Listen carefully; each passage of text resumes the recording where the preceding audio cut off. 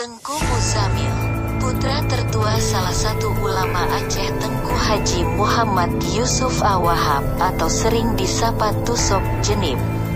Pada Jumat pagi tanggal 26 November tahun 2021 waktu Istanbul, ia menikahi gadis Turki bernama Zainab bin Idris. Proses pernikahan mereka berlangsung sederhana.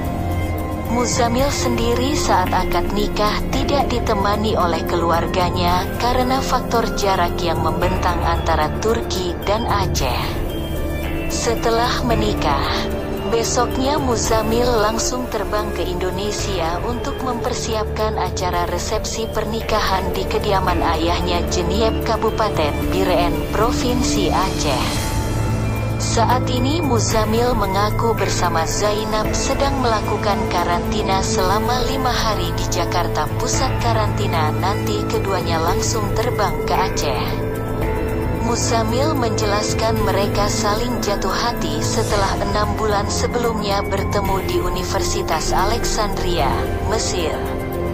Saat itu Muzamil tercatat sebagai mahasiswa universitas tersebut, sementara Zainab datang ke Universitas Alexandria sebagai peserta program pertukaran pelajar antar negara.